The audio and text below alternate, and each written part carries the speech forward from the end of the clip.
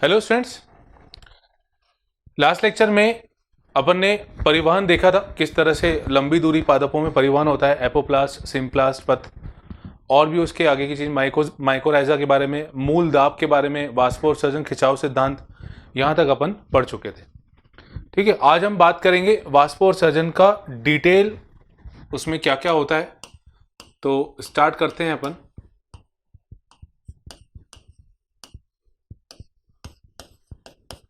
वाष्पोत्सर्जन मतलब ट्रांसपिरेशन। हमने ये तो देख लिया कि किस तरह से पानी ऊपर चढ़ता है, इसकी डेफिनेशन तो हमें पता है। अब इसके बारे में थोड़ा सा और अपन डिटेल में जाते हैं। रंध्रों के बारे में, रंध्रों की संरचना अपन पढ़ चुके हैं और रंध्र किस तरह से बंद होते हैं, खुलते हैं, इसकी क्रियाविधि भी आज अपन डिस्कस करने वाले हैं। तो चलिए स्टार्ट करते हैं इसको। सबसे पहले तो मैं इसकी डेफिनेशन बता दूं जल्दी से। वाष्पोत्सर्जन का मतलब होता है जल वाष्प के रूप में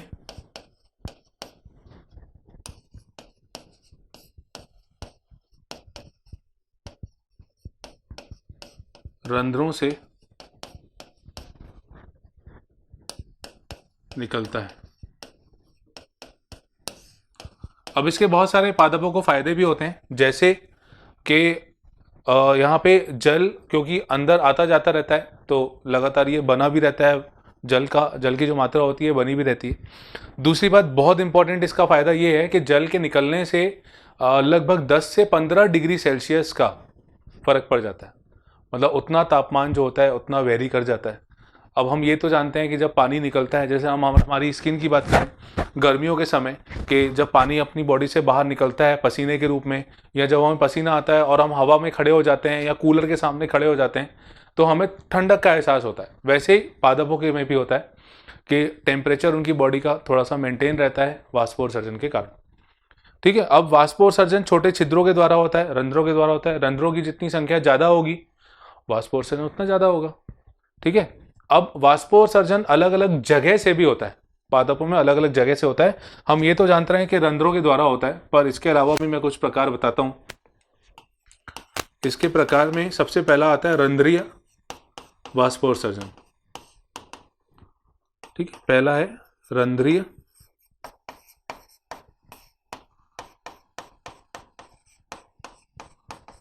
वाष्पोत्सर्जन। इसमें एक तो ये रंध्रों के द्वारा होता है,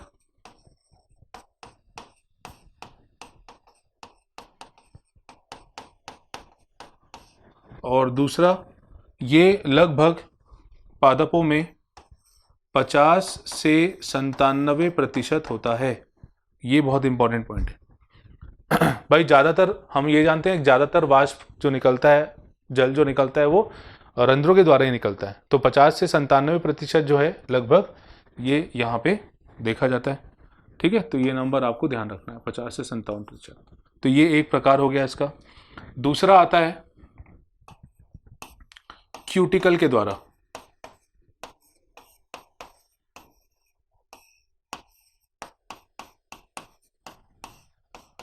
क्यूटिकल द्वारा मतलब ये जो पत्तियों की सतह होती है, सतह पे जो परत होती है ये क्यूटिन की बनी होती है, उसे अपन क्यूटिकल कहते हैं।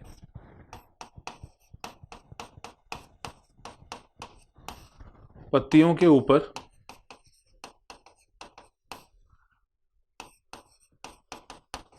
क्यूटिन के कारण, क्यूटिन एक पदार्थ है, वसीय पदार्थ है, क्यूटिन के कारण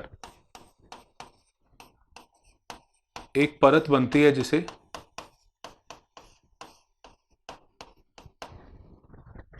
जिसे अपन क्यूटिकल कहते हैं।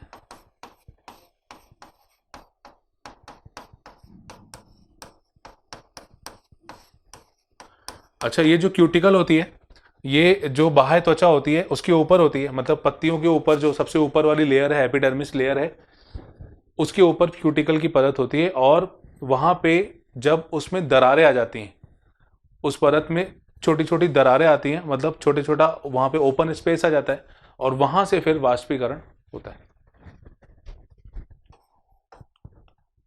तो सतह पर, सतह मतलब पत्तियों की सतह की बात कर रहे हैं, सतह पर बनी दरारों से वाष्पोत्सर्जन होता है।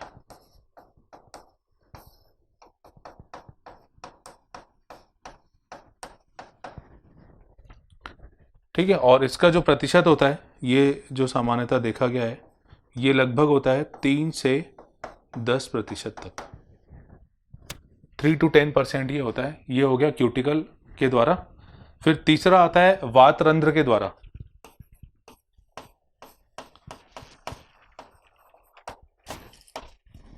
वातरंध्र जिसे अपन लेंटिसल कहते हैं,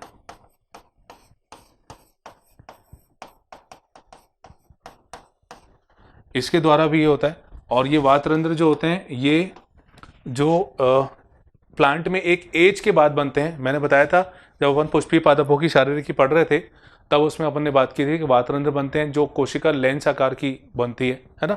जो तने होते हैं, जो बूढ़े पादप होते हैं, ज़्यादा एज वाले पादप होते हैं, पुराने पादप होते हैं, उनमें जो छाल वाला पार्ट होता है, छाल में छोटे छोटे छिद्र होते हैं जो अपन जिसको वातरंध्र कहते हैं।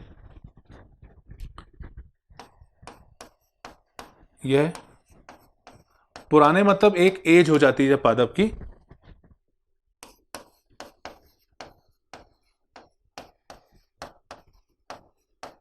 पादपों में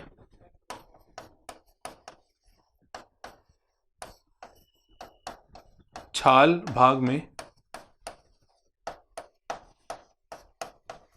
छोटे छिद्र होते हैं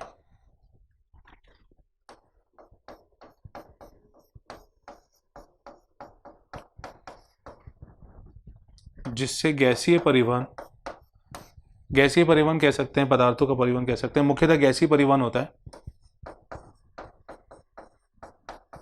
जिससे परिवहन होता है गैसों का मुख्यतः। और यहाँ पे वाष्प के रूप में भी चीज़ें बाहर निकलती हैं। ठीक है, इनसे 0.1% वाष्पोत्सर्जन होता है।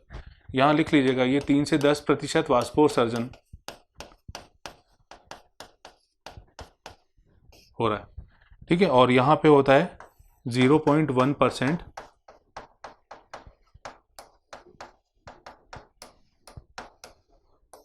वाष्पोत्सर्जन। ये हो गया वातरंध्र के द्वारा। और इसमें चौथा प्रकार आता है छाल के द्वारा, जिसे अपन बार्क कहते हैं। छाल के द्वारा वाष्पोत्सर्जन जो होता है ये 1% होता है, 1%। तो सबसे ज़्यादा रंध्रों के द्वारा हो रहा है, लगभग 50 से 97%। दूसरा क्यूटिकल के द्वारा, थोड़ा सा उससे काफ़ी कम हो गया, 3 से 10%। वो 15% तक भी जा सकता है, 15 तक भी जा सकता है। फिर लेंटिसल के द्वारा, वातरंध्र के द्वारा 0.1% और छाल के द्वारा 1%। ठीक है, अब इसमें देखिए अलग अलग प्रकार के रंध्र खुलने और बंद होने की स्थिति के आधार पे वो अलग अलग प्रकार के होते हैं।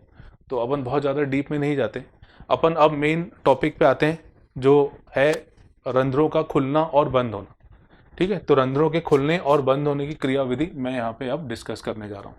रंध्रों की संरचना अपन पहले भी पढ़ चुके हैं, तो उसको दोबारा मैं रिपीट नहीं करा रहा हूँ। मैंने 2 बार उसको पढ़ाया है, एक तो शारीरिकी वाले चैप्टर में और अभी इसी चैप्टर के थोड़ा सा, इस क्लास के थोड़ा सा पहले वाली क्लास में।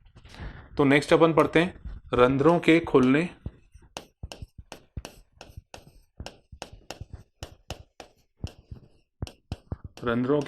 एवं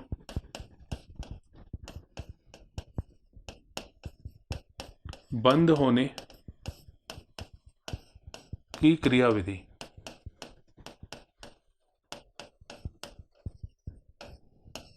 ठीक है, स्टोमेटा का खुलना और बंद होना, इसका अपन मैकेनिज्म पढ़ने वाले। तो सबसे पहले मैं रंध्रों के बंद होने की क्रियाविधि खुलने की क्रियाविधि बताता हूँ, उसके बाद फिर अपन बंद करेंगे उसको, मतलब बंद होने की क्रियाविधि बताएंगे। ठीक है, ये जो सिद्धांत है इसे सबसे पहले मतलब अच्छे से लेविट के द्वारा समझाया गया था, हालांकि और भी साइंटिस्ट इसमें इन्वॉल्व थे। ठीक है, तो इसमें लेविट का मेन नाम आता है। अच्छा, रंध्रों के खुलने की जो क्रियाविधि है ये मेनली पोटेशियम आयन के कारण होती है, तो इसको अपन कहते हैं सक्रिय K+ सिद्धांत।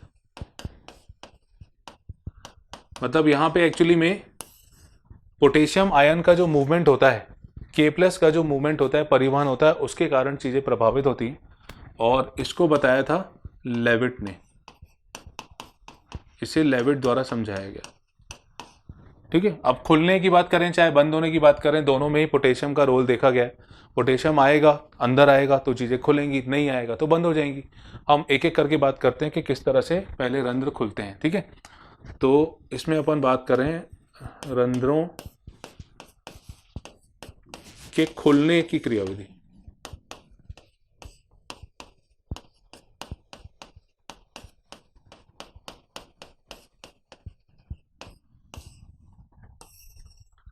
पहले अपन इसकी बात करते हैं।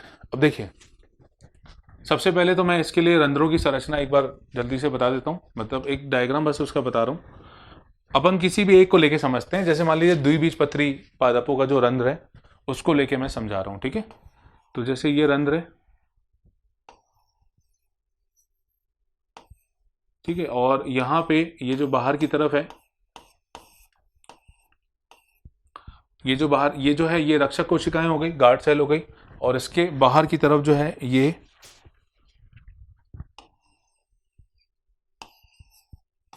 सहायक कोशिकाएं होती हैं,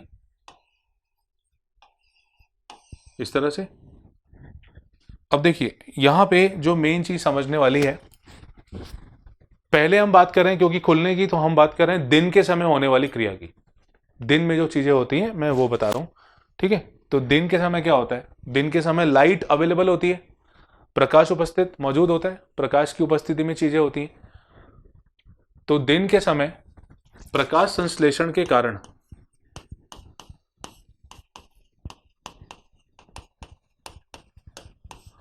दिन के समय कार्बन डाइऑक्साइड और जल,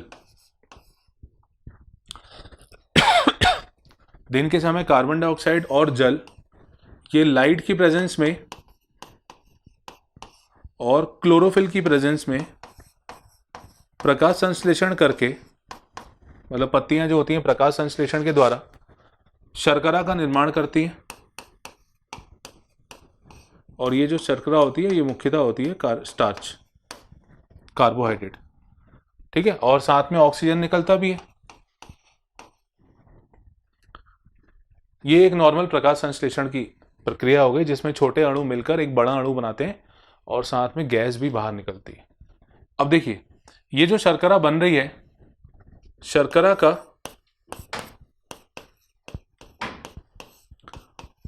का अपूर्ण ऑक्सीकरण होता है।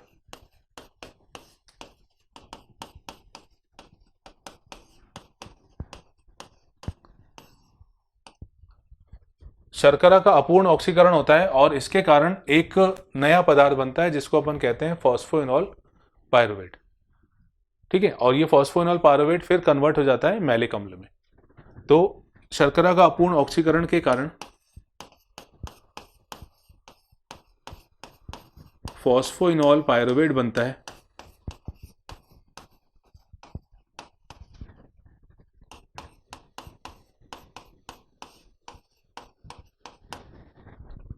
जिससे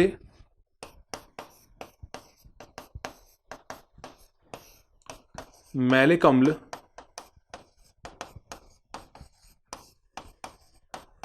का निर्माण होता है। मतलब यहां पे डिहाइड्रोजनेस की उपस्थिति में मैलिक अम्ल बन जाता है।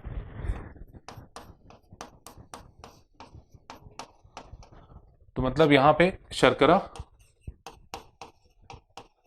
और इसका अपूर्ण ऑक्सीकरण हुआ तो फॉस्फोइनॉल पायरुवेट, फॉस्फोइनॉल पायरुवेट किस में बदल गया, मैलिक एसिड में। ठीक है, अब ये मैलिक एसिड टूटेगा और मैलिक एसिड टूटने के बाद दो चीजें बनाता है। एक तो बनता है मैलेट आयन, मतलब इसमें आयन ये नेगेटिव चार्ज वाला होगा, और दूसरा बनता है H+। देखिए ये पूरी प्रक्रिया जो है ये रक्षक कोशिकाओं में, मतलब गार्ड सेल में हो रही है। मैंने पहले ही बताया था कि गार्ड सेल जो होती हैं वो बाह्य त्वचा से थोड़ी सी अलग होती हैं क्योंकि उसमें क्लोरोप्लास्ट पाया जाता है। ये पूरी की पूरी प्रक्रिया जो है ये गार्ड सेल के अंदर हो रही है। इसको आप अच्छे से लिख लीजिए अलग से कहीं पॉइंट बना के।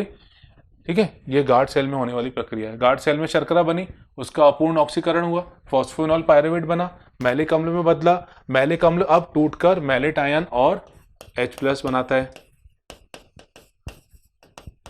मैलिक अम्ल से मैलेट आयन एवं H+ बनता है।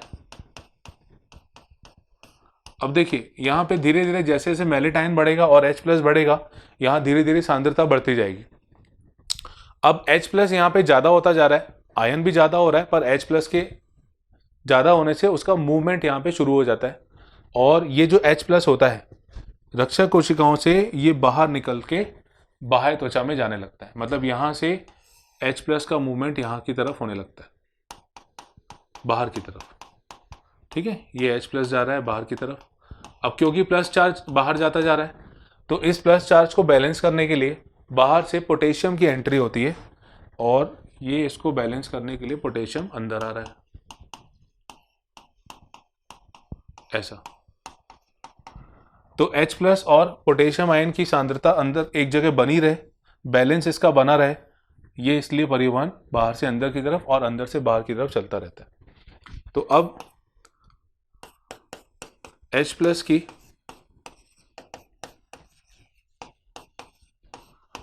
अधिक सांद्रता के कारण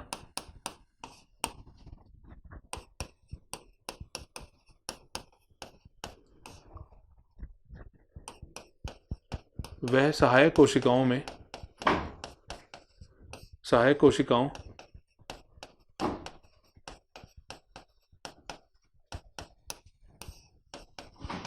की ओर जाता है,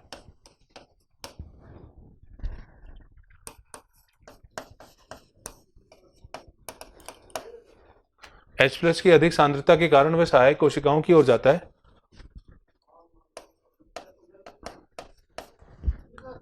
इस सांद्रता को बनाए रखने के लिए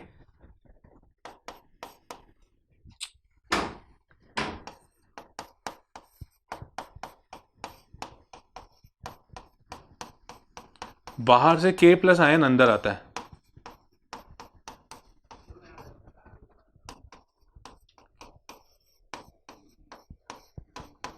K+ अंदर आता है। ठीक है, तो H+ अब बाहर निकल के जा रहा है सहायक कोशिकाओं की तरफ, सहायक कोशिकाओं से अंदर K+ आ रहा है। तो ये जो K+ आता है, और क्योंकि अंदर मैलेट आयन प्रेजेंट है, मैलेट आयन जिसके ऊपर नेगेटिव चार्ज है, K+ जिस इसके कांटेक्ट में आएगा तो आपस में ये जुड़ेंगे और जिससे एक नया यौगिक बनेगा, कंपाउंड बनेगा, जिसको हम कहते हैं पोटेशियम मैलेट। K+ रक्षक कोशिकाओं में मैलेट आयन से जुड़ता है।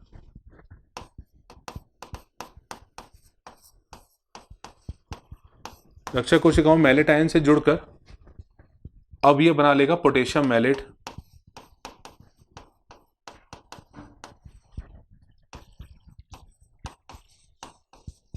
पोटेशियम मैलेट बनाता है। अच्छा, अब पोटेशियम मैलेट जब बन जाएगा तो ये पोटेशियम मैलेट परासरण के द्वारा, अब क्योंकि अधिक सांद्रता वाला हो गया, और ये एक अति परासरणी विलयन का काम करेगा, जिसके कारण ये बाहर से जल को अंदर खींचना चालू करता है।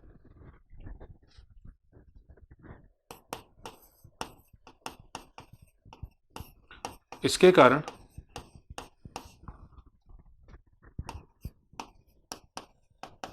परासरण द्वारा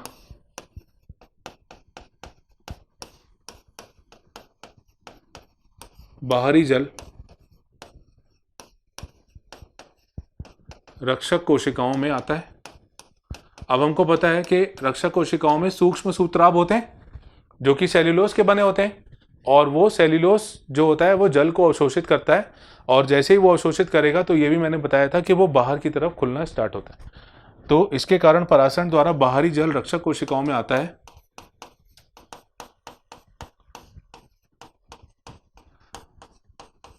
एवं रक्षक कोशिकाएं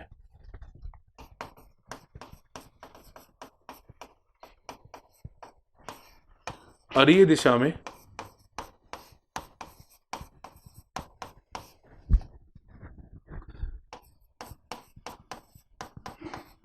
खुलती हैं, खुलती कह सकते हैं, घूमती हैं कह सकते हैं, जिसके कारण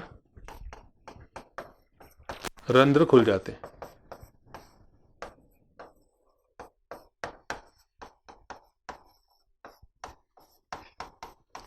तो ये है रंध्रों के खुलने की क्रियाविधि।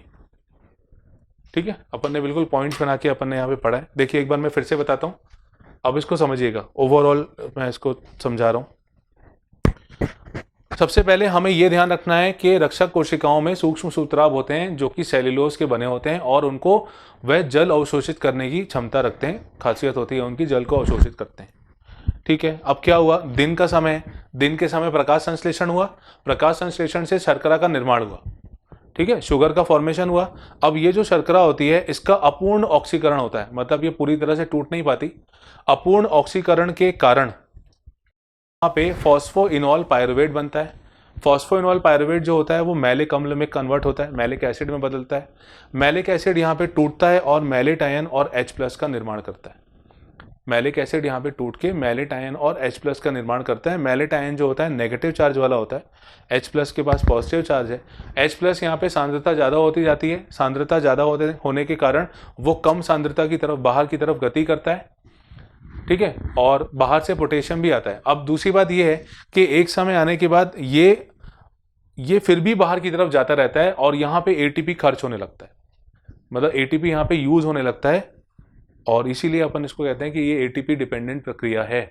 मतलब एक समय के बाद यहाँ पे एटीपी यूज होने लगते हैं। ठीक है, तो फिर उसके बाद पोटेशियम इसको बैलेंस करने के लिए अंदर आता है, ये भी एटीपी की मदद से आता है।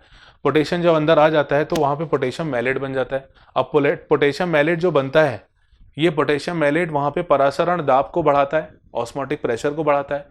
एक अति परासरणीय विलयन अंदर बन जाता है, जिसके कारण जल बाहर से अंदर की ओर खिंचने लगता है, अंदर की ओर आने लगता है। और जैसे जल अंदर की तरफ आएगा तो सूक्ष्म सूत्राभ में जाएगा और वो सेल्यूलोज के बने, वो भर जाएंगे। भरने के बाद वो बाहर की तरफ खुलेंगे, बाहर की तरफ मूव करेंगे। और क्योंकि हमें पता है कि सूक्ष्म सूत्राभ की अंदर वाली जो भाग होता है, अंदर वाला जो भाग होता है वो रंध्रों से जुड़ा होता है, वो अंदर वाली भित्ति से जुड़ा होता है, जिसके कारण रंध्र खुल जाते हैं। तो ये हो गई रंध्रों के खुलने की क्रियाविधि। तो अब हम देखते हैं, अब हमने देखा कि रंध्र खुल तो गए है ना, अब बंद होने की क्रियाविधि क्या है ये मैं बताता हूं। नेक्स्ट है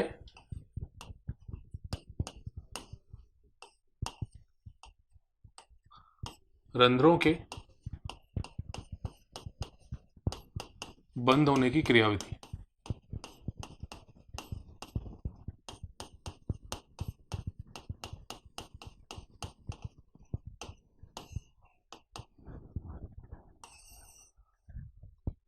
देखो रात्रि के समय अब लाइट तो अवेलेबल होती है, सॉरी लाइट तो अवेलेबल होती नहीं है। रात में जब लाइट अवेलेबल नहीं होगी तो प्रकाश संश्लेषण नहीं होगा। प्रकाश संश्लेषण अगर नहीं होगा तो शर्करा का निर्माण नहीं होगा। ठीक है, शर्करा के निर्माण ना होने के कारण मैलेट आयन नहीं बनेगा, H+ नहीं बनेगा। और जब ये H+ नहीं बनेगा तो बाहर क्या जाएगा, कुछ नहीं। ठीक है, तो क्या होता है कि धीरे धीरे जैसे जैसे रात का समय, शाम से जैसे रात की तरफ अपन बढ़ते हैं तो उस दौरान प्रकाश संश्लेषण ना होने के कारण श्वसन तो चलता रहता है और श्वसन में कार्बन डाइऑक्साइड की सांद्रता कोशिका के अंदर बढ़ने लगती है। रात के समय प्रकाश संश्लेषण ना होने के कारण, श्वसन के कारण कार्बन डाइऑक्साइड जो निकलता है वो उपयोग तो हो नहीं पाता और वो कोशिका में एकत्रित होता जाता है।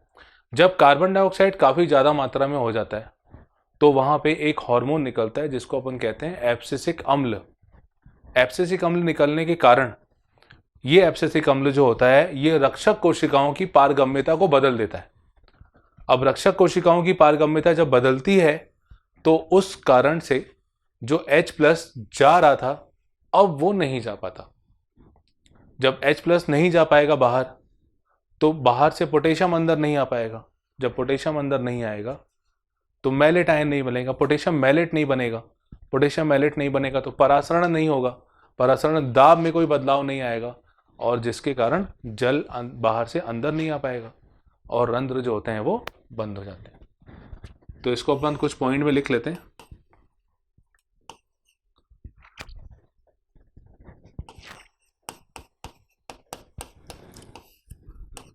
श्वसन के दौरान कार्बन डाइऑक्साइड मुक्त होती है, जिससे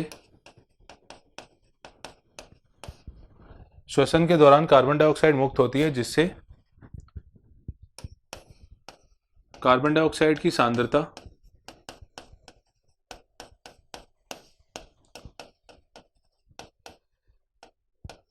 बढ़ने लगती है।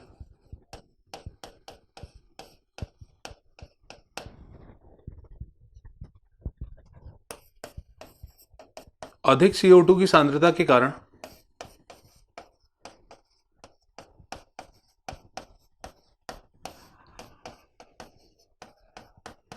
एब्सिसिक अम्ल बनता है,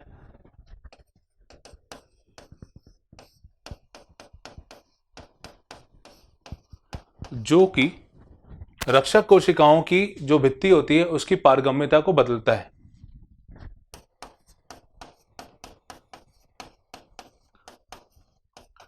जो कि रक्षक कोशिकाओं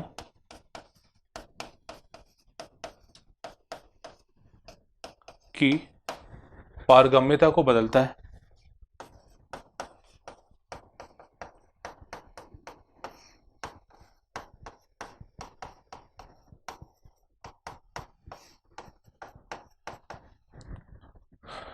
जिससे H+ का परिवहन प्रभावित होता है।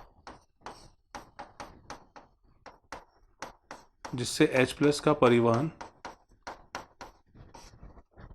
प्रभावित होता है।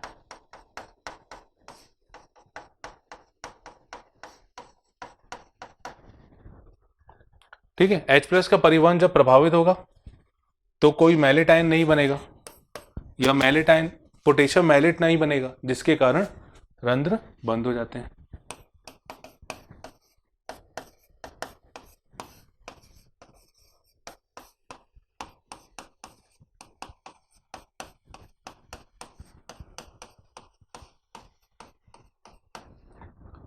जिससे रंध्र बंद हो जाते हैं।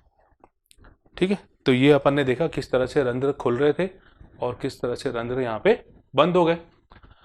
ये हो गई क्रियाविधि, चाहे खुलने की चाहे बंद होने की। अब अपन देखते हैं कि वाष्पोत्सर्जन को प्रभावित करने वाले कौन कौन से कारक होते हैं। तो नेक्स्ट मैं बताता हूं कारक।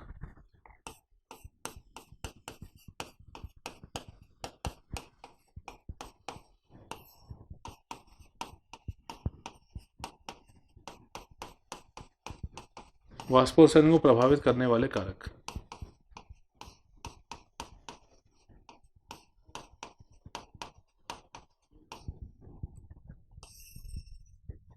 इसमें पहला हो गया प्रकाश।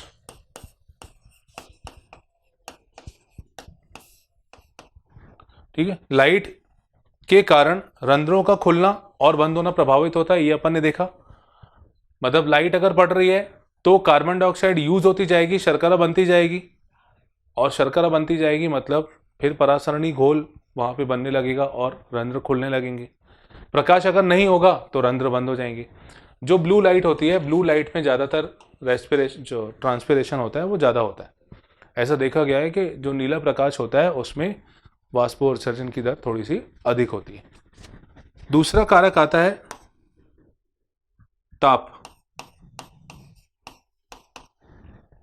ताप, अगर वातावरण का तापमान थोड़ा सा अधिक है, आसपास का टेम्परेचर अगर थोड़ा सा बढ़ा हुआ है, तो हम ये तो समझते हैं कि टेम्परेचर बढ़ने से जो वाष्पीकरण होता है वो थोड़ा सा जल्दी होने लगता है, क्योंकि अणुओं को ऊर्जा मिलती है और ऊर्जा लेने के बाद वो तुरंत वाष्प में बदल के चले जाते हैं।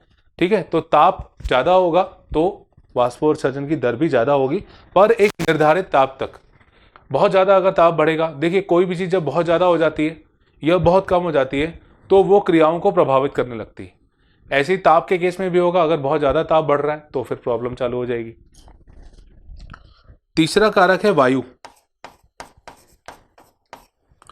वायु जो है, अगर वायु तेजी से चल रही है, अगर हवा तेजी से चल रही है, तो वाष्पोत्सर्जन की दर भी ज्यादा होगी। कैसे? जैसे मान लीजिए पत्ती है, ठीक है, यहां पे छिद्र हैं, छोटे छोटे रंध्र हैं, तो अब आसपास क्या हो रहा है, आसपास बहुत तेजी से हवा चल रही है, आसपास इसके बहुत तेजी से हवा चल रही है। तो जैसे यहाँ पे वाष्पीकरण होगा, थोड़ा सा कोई जल वाष्प के रूप में बदलेगा अगर, और वो जैसे ही ऊपर आएगा तो ये हवा उसको लेके चली जाएगी, है ना, और ये प्रक्रिया बहुत तेजी से होगी, और जितनी ज्यादा हवा चलेगी उतना जल्दी जल्दी वाष्पीकरण होगा, तो वायु के बढ़ने से वाष्पीकरण भी बढ़ जाता है। तो यहां पे भी जो वाष्पोत्सर्जन है वो ज्यादा होगा। अगर वायु तेजी से चलेगी तो वाष्पोत्सर्जन की दर भी ज्यादा होगी। फिर चौथा आता है ह्यूमिडिटी, यानी आर्द्रता, नमी। नमी में क्या होगा, अगर देखिए पत्ती के आसपास अगर जल यहां बना हुआ है, पत्ती के आसपास जल अगर बना हुआ है, तो वाष्पोत्सर्जन की दर प्रभावित हो जाती है। कैसे प्रभावित होती है कि वाष्पोत्सर्जन की दर भी कम हो जाएगी।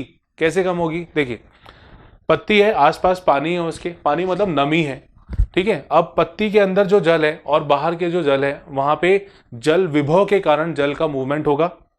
यहाँ पे नमी के रूप में जल थोड़ा सा ज्यादा है, पत्ती के अंदर जल थोड़ा कम होता है, तो हम जानते हैं कि जल विभव जो होता है अधिक से कम की तरफ ही जाता है ना, अधिक से कम की तरफ जाता है। हमें क्या करना है, हमें यहां से जल को बाहर निकालना है, मतलब कम से ज्यादा की जगह अपन को लेके जाना है। पर ऐसा होता तो नहीं है, बहुत मुश्किल है, क्योंकि जल विभव के कारण ही जल का मूवमेंट होता है। जल विभव कम होगा, ज्यादा होगा, इससे चीजें प्रभावित होती है। तो अगर बाहर पानी ज्यादा है, अंदर पानी कम है, तो कम से ज्यादा की तरफ से जाएगा नहीं। मतलब जितनी ज्यादा आर्द्रता होगी, जितनी ज्यादा ह्यूमिडिटी होगी, वाष्पोत्सर्जन उतना कम होगा। मतलब उल्टा रिलेशन होता है इन दोनों के बीच का। अगला कारक आता है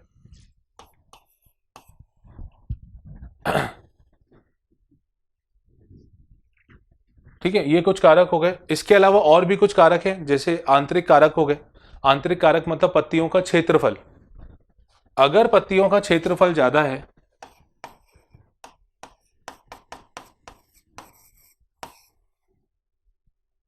अगर पत्तियों का क्षेत्रफल ज्यादा है, तो उसमें जो रंध्र होते हैं, एक मिनट ना, हाँ, अगर पत्तियों का क्षेत्रफल ज्यादा है, क्षेत्रफल अगर ज्यादा होगा, तो इसमें रंध्रों की संख्या भी ज्यादा होगी, और अगर रंध्रों की संख्या ज्यादा है, तो वाष्पोत्सर्जन भी ज्यादा होगा। ठीक है, सिंपल सा कॉन्सेप्ट है। अब इसके अलावा देखिए, जो इंस्ट्रूमेंट वाष्पोत्सर्जन की दर को नापने के लिए यूज किया जाता है,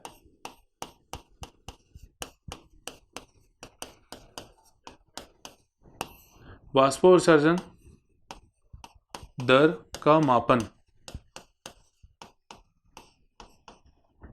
इसके लिए जो इंस्ट्रूमेंट यूज करते हैं ये होता है पोटोमीटर। पोटोमीटर के द्वारा अपन वाष्पोत्सर्जन की दर को नाप सकते हैं। अब अगर ये भी जानने का तरीका हमारे पास है, जैसे पत्तियों में वाष्पोत्सर्जन अगर हो रहा है या नहीं हो रहा है, तो इसको चेक करने का भी तरीका हमारे पास है। क्या होता है, इसको अपन कहते हैं cobalt chloride filter paper test.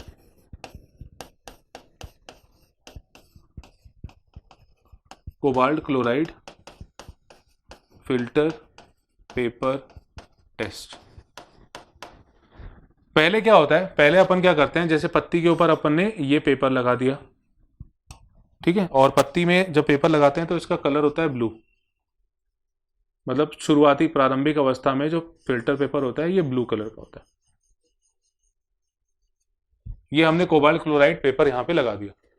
अब अगर यहां पे ये पत्ती में वाष्पोत्सर्जन होता है, अगर पत्ती में वाष्पोत्सर्जन होता है, तो इसका कलर हो जाता है चेंज, और इसका कलर जो हो जाता है ये गुलाबी रंग का हो जाता है। ठीक है, गुलाबी रंग तो मैं यहां जो है वैसे ही बना रहा हूं, ये गुलाबी रंग का हो जाता है।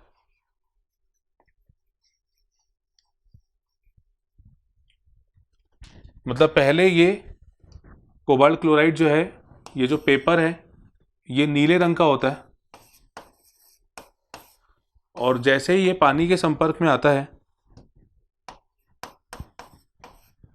जल के संपर्क में आता है, तो ये किस रंग का हो जाता है? गुलाबी रंग का हो जाता है। अगर कलर चेंज हो रहा है मतलब वहां पे वाष्पोत्सर्जन हो रहा है, कलर चेंज अगर नहीं होगा मतलब वाष्पोत्सर्जन नहीं होगा। इसको अपन कहते हैं cobalt chloride filter paper test, क्योंकि कोबाल्ट क्लोराइड इस पेपर में यूज किया जाता है, इसलिए नाम से इसका रखा गया। जिस इंस्ट्रूमेंट से वाष्पोत्सर्जन की दर नापी जाती है उसको अपन कहते हैं फोटोमीटर। ये भी इंपॉर्टेंट है, आप याद रखिएगा। ठीक है, तो आज हमने रंध्रों के बारे में, उनका खुलना बंद होना, किस तरह से वाष्पोत्सर्जन हो रहा है, किस दर से हो रहा है, कौन कौन से तरीकों से हो रहा है, ये सारी चीजें अपन ने इस लेक्चर में डिस्कस की हैं। अब हम चैप्टर के ऑलमोस्ट आखिरी तक पहुंच चुके हैं। ठीक है, तो आज के लिए इतना ही काफी। इसके आगे हम नेक्स्ट लेक्चर में पढ़ेंगे। Thank you.